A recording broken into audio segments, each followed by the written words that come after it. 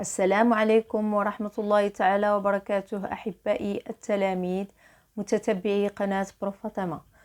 Aujourd'hui, on va faire la page 10 du petit matheux 6e année primaire de la leçon les droites parallèles et les droites perpendiculaires. Donc on commence l'exercice 8.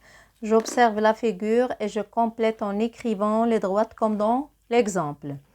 Comme vous voyez, vous avez la figure devant vous et on va chercher les droites qui sont parallèles. Les droites parallèles sont, comme l'exemple, on a AC et BD. Regardez AC, regardez BD. Oui, ils sont parallèles. Une fois, je glisse l'équerre, comme j'ai dit, je vais glisser l'équerre pour s'assurer que les deux droites sont parallèles. Donc, je glisse. Oui, les deux droites sont parallèles. Donc, et je vais chercher d'autres droites qui sont parallèles, comme par exemple AC et D1. Aussi, ils sont parallèles. AB et CD, ils sont parallèles. BD et D1, ils sont parallèles. Donc, on va écrire AC et D1. AC, D1, droite D1.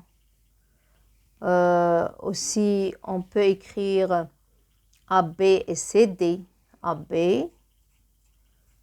il y aura différentes réponses. AB et CD. Regardez AB, la droite AB et la droite CD. Aussi, on peut écrire BD et D1. BD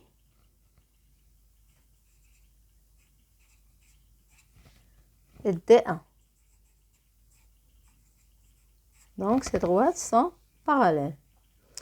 Donc, on cherche les droites perpendiculaires. Sont D1 et D2. Regardez D1 et regardez D2. Ils sont perpendiculaires. Ils forment un angle droit. Donc, aussi, je peux m'assurer avec l'équerre. Est-ce que les deux droites sont perpendiculaires? Donc, je m'assure. Oui, il y a ici un angle droit. Donc, D1 et D3 sont perpendiculaires. J'écris D1, D3. Donc aussi, il y a d'autres. Regardez, on a D1 et D2. D1 et D2.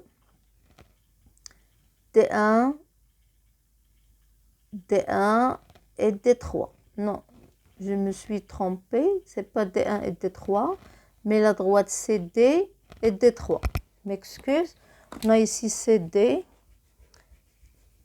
CD, j'ai pas bien vu. CD. CD. Et la droite D3. Regardez la droite CD. Et la droite D3. Donc, on a un angle droit. Donc, c'est D, D3. Aussi quoi? On a AB et D3. AB, la droite AB qui est en bleu, et D3. AB et D3. Donc, tout simplement, il n'y a pas d'autres droites perpendiculaires. Donc, on passe à l'exercice suivant. Je lis, je colorie chaque deux segments parallèles à la même couleur, comme dans l'exemple. Regardez l'exemple. Les deux droites sont parallèles, ils sont de même couleur. Je dessine un carreau rouge chaque fois que deux segments sont perpendiculaires, comme dans l'exemple. Regardez ce carreau, il représente un angle droit ici. Donc, la première des choses, je vais tracer les angles droits. Oui.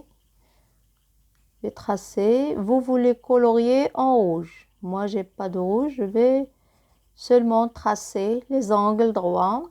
Et vous allez les colorier en rouge.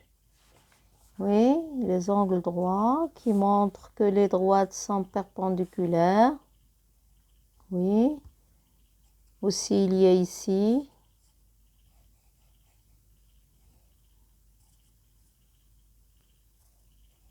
Aussi, vous coloriez en rouge. Aussi, ici, les angles droits.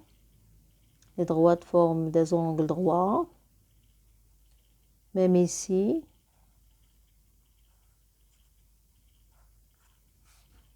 Et ici. On trouve même ici, il y a un angle droit. Vous pouvez le mentionner. Oui, ici, il y a un angle droit. Vous le coloriez en rouge. Ensuite, je colorie chaque fois qu'il y a deux segments qui sont parallèles de même couleur. Par exemple, je peux colorier ce segment.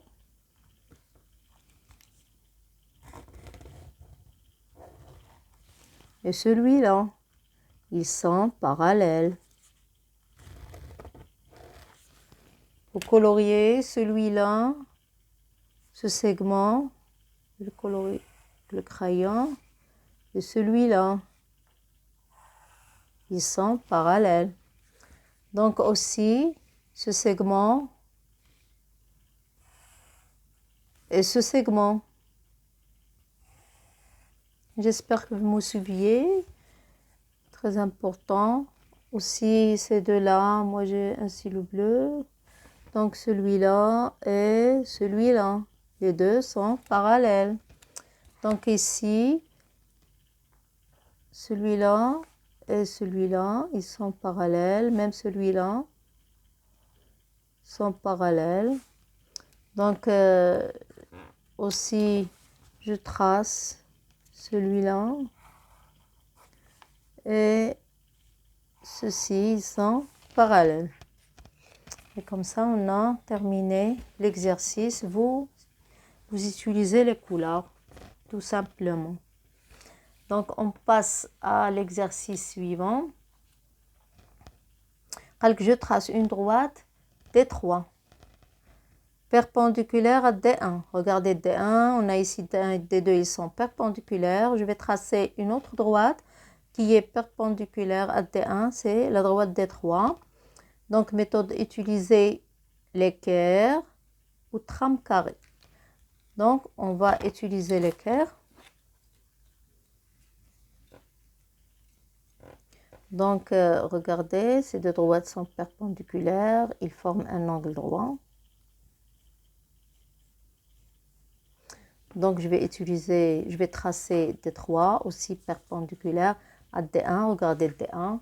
Je vais utiliser l'équerre pour tracer une autre droite perpendiculaire. Regardez comment j'utilise l'équerre. Et je trace.